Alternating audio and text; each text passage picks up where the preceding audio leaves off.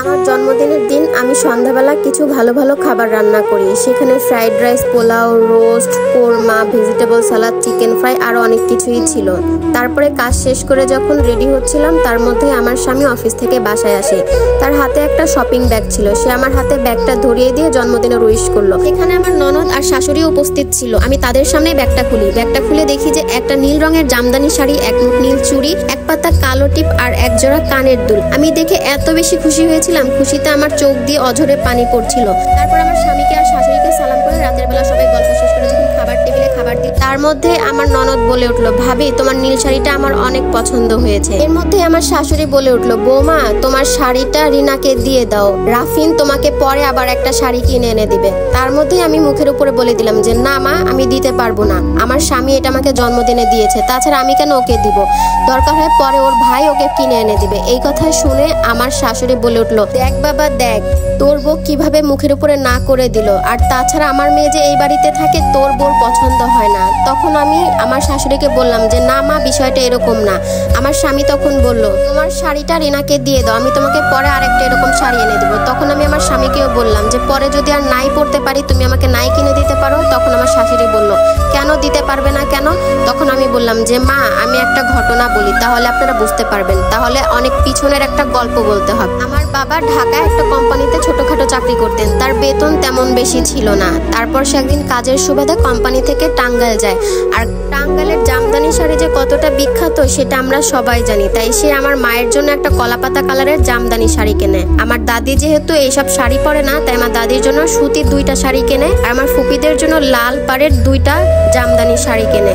তারপরে সে যখন বাড়িতে আসে আমার সবার সামনেই মাকে সে শাড়িটা দেয়। তখন আমার দাদি আমার মায়ের কলাপাতা কালারের জামদানি শাড়িটা দেখে বলে ওঠে, এসব সুতি শাড়িটার আমি পরবো না, আমার ওই কলাপাতা কালারের জামদানি শাড়িটাই পছন্দ হয়েছে, আমি ওইটাই নিব, তুই পরে বৌমাকে আরেকটা কলাপাতা কালারের জামদানি শাড়ি এনে দিস। আমার মা শুধু চুপ হয়ে বললেন, আচ্ছা ঠিক আছে মা, আপনি এটাই পরেন। আমার বাবা মন খারাপ করে ঘরে চলে গেলেন। আমার বাবা আমার মাকে ডাক দিয়ে বললেন যে আমার কিছুই করার নাই, তুমি কিছু মনে করো না, আমি তোমাকে পরে আবার একটা কলাপাতা কালারের জামদানি শাড়ি কিনে এনে দেবো। আমার মা বললেন যে না না, সমস্যা নেই, তুমি আবার যখন পারো তখন কিনে দিও, আর তাছাড়া আমি ঘরে কাজ টাজ করি, আমার এসব শাড়ি পরতে ভালো লাগে না, আমার এসব শাড়িতে অভ্যাস নাই।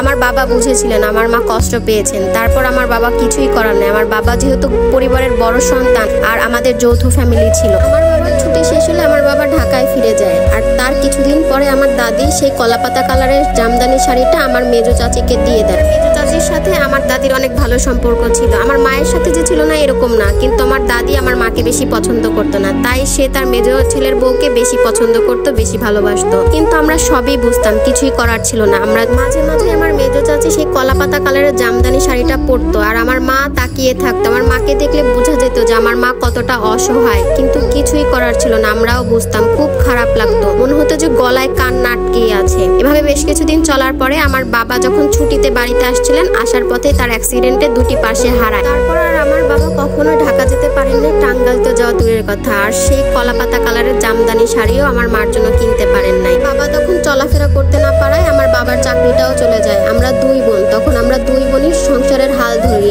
আমি কিছু টিউশনি করাতাম, আর আমার বোন একটা কিন্ডারগার্টেনে চাকরি করতো। আমি মাসে 3000 টাকা পেতাম, আর আমার বোন মাসে 4000 টাকা পেত। এই 7000 টাকা দিয়ে আমাদের পরিবার চলতো। বাবার ওষুধ কেনা থেকে শুরু করে ঘরের চাল ডাল সবকিছুই চলতো। তার মধ্যে দাদিকেও আমাদের টানতে হতো, কোনো ছেলে দাদিকে দেখতো না। আমার বাবাকে আমি দেখেছি কতটা কান্না ভেজা চোখে সেই শাড়িটার দিকে তাকিয়ে থাকতো। যখন আমার চাচি গোসল করে সেই শাড়িটা উঠানে রোদে শুকাতে দিত, তখন আমার বাবা সেই শাড়িটার দিকে তাকিয়ে আমার মাকে বলতো, দেখেছো কতটা অভাগা আমি, আমার বউকে আমি একটা শাড়ি পরাতে পারলাম না, জামদানি শাড়ি।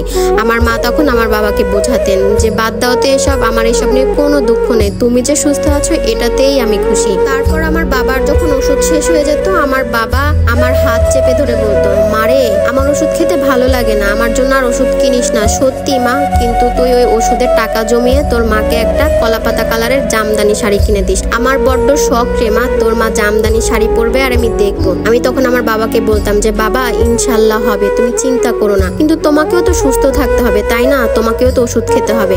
আমি বুঝতাম আমার বাবা কেন বলতো। সংসার চালাতাম আমরা 2 বোন, আমাদের খুব কষ্ট হয়ে যেত, আমাদের সংসার চালাতে আমরা হিমশিম খেয়ে যেতাম। আমার বাবা তো বুঝতো যে একটা সংসার চালাতে কতটা খরচ হয়। তার বেশ কিছুদিন পরেই আমার বাবা অনেক অসুস্থ হয়ে পড়ে। আমার বাবাকে তাড়াতাড়ি করে হসপিটালে ভর্তি করতে হয়। আমার বাবার এত খারাপ অবস্থা হয়েছিল যা আমার এখনো মনে পড়লে বুকের মধ্যে কেমন করে ওঠে। আমার বাবা মৃত্যুর আগে আমার 2 হাত চেপে ধরে বলেছিল, মারে একটা জামদানি শাড়ি। আমি বুঝে গিয়েছিলাম আমার বাবা কি বলতে চেয়েছিল। তারপর আমার বাবার কথা বলতে পারিনি। তারপরে তিনি দুনিয়ার মায়া ত্যাগ করেন। তারপরে আমি যখন আমার অনার্স কমপ্লিট করে একটা কোম্পানিতে চাকরি পাই, আমার প্রথম বেতন দিয়ে আমার মায়ের জন্য একটা কলাপাতা কালারের জামদানি শাড়ি কিনে আনি। আমার মাকে যখন আমি জামদানি শাড়িটা হাতে দিই, আমার মা সেই শাড়িটা ধরে হাউমাউ করে কেঁদে ওঠে আর বলে, এখন আর এগুলো দিয়ে কি হবে রে মা, যে দেখতে চেয়েছিল সেই তো আর নেই, শুধু এখন আমি তার কাছে যাওয়ার অপেক্ষাতেই আছি। মায়ের এই কথাটা শুনে যে সেদিন কেমন লেগেছিল আমি বোঝাতে পারবো না। আমার গলায় কান্না আটকে যাচ্ছিল আর বলেছিলাম যে মা, বাবা তো আমাদের সাথেই আছে, বাবা না হয় দেখবে তুমি একদিন পড়ো কেমন।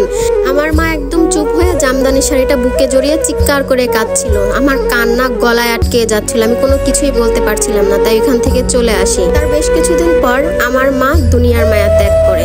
তারপরে আর কি সেই জামদানি শাড়িটা আজও আমাদের আলমারিতে পড়ে আছে এক কোনায়। নিজেকে এতটা অসহায় মনে হয় যে বাবার শেষ ইচ্ছেটাও তখন পূরণ করতে পারিনি, কেমন সন্তান হয়েছিল। এই কথা বলাতে দেখি আমার শাশুড়ি, আমার ননদ আর আমার স্বামীর চোখ ভিজে গিয়েছে। আমার ননদ খাবার ছেড়ে উঠে আমাকে জড়িয়ে ধরে বললেন, ভাবি লাগবে না শাড়ি, ভাই আমাকে পরে এমন একটা শাড়ি এনে দিবে। এই কথা বলে সে ঘরে গেল। ঘরে যে একজোড়া কানের দুল নিয়ে আসলো। কানের দুলগুলো দুলাভাই মালয়েশিয়া থেকে নিয়ে এসেছিল। দুলাভাই মালয়েশিয়া থাকতো। মালয়েশিয়া থেকে আসার সময় আমাকে জিজ্ঞেস করেছিল কি লাগবে আমার। আমি বলেছিলাম যে আমার জন্য একজোড়া স্বর্ণের কানের দুল আনতে, ঝুমকা কানের দুল আমার খুব পছন্দ। দুলাভাই নিয়ে এসেছিল, কিন্তু আমার ননদ বলেছিল যে তার এই কানের দুলগুলো খুব পছন্দ, আবার যখন দুলাভাই মালয়েশিয়া যায় তখন আমার জন্য আবার নিয়ে আসবে। আমিও কিছু বলিনি, কিন্তু সেইবার আর দুলাভাই জীবিত ফিরেননি। মালয়েশিয়ায় কার অ্যাক্সিডেন্টে তিনিও দুনিয়ার মায়া ত্যাগ করে চলে যান, কিন্তু সেই ঝুমকা কানের দুল আমার জন্য আর আনতে পারেননি। তারপর আমার ননদ সেই কানের দুলগুলো আমার কানে পরিয়ে দিয়ে বললেন, যেগুলো তোমারই কানের দুল ভাবি, মাহিনের বাবা তোমার জন্য পছন্দ করে এনেছিলেন। কিন্তু আমি বুঝতে পারিনি, আমি ভেবেছিলাম মাহিনের বাবা আবার যখন মালয়েশিয়া যাবে তখন তোমার জন্য আরেকটা নিয়ে আসবে। দেখো আল্লাহর কি লীলা খেলা, মাহিনের বাবা আর জীবিত ফিরতে পারেননি, আসলেন কফিন বক্সে। আমি কানের দুলগুলো প্রথমে নিতে চাইনি, কিন্তু আমার শাশুড়ি উঠে এসে আমাকে বুকে জড়িয়ে ধরে বললেন, মারে তুই তো আমার আরেকটা মেয়ে, মা তুই নে, এটা না নিলে নিজেদেরকে খুব অপরাধী মনে হবে। তারপরে আমার শাশুড়ি আমাকে বুকে জড়িয়ে নিয়ে অনেক কান্না করতে লাগলেন। তারপরে যখন সব কাজ শেষ করে ঘরে গেলাম, আমার স্বামী দেখি বসে বসে কান্না করছে। আমার স্বামী আমাকে বললেন, এখনই তুমি এই নীল শাড়িটা পরবা, না হলে আমিও যদি আমার শ্বশুরের মতো তোমাকে আর নীল শাড়ি পরাতে দেখতে না পারি, আমার শাশুড়ির মতো যদি আফসোস থেকে যায় তোমার, আমার শ্বশুরের মতো যদি আমাকে আফসোস নিয়ে এই দুনিয়া ছাড়তে হয়। তারপরে আমি সেই রাতে নীল শাড়িটা পরেছিলাম। হ্যালো, আসসালামু আলাইকুম বিউটিফুল পিপল। এই স্টোরিটা একটা আপুর জীবন থেকে নয়। স্টোরিটা কেমন হয়েছে অবশ্যই জানাবেন। আজকের মতো এখান থেকে বিদায় নিচ্ছি। আল্লাহ হাফেজ।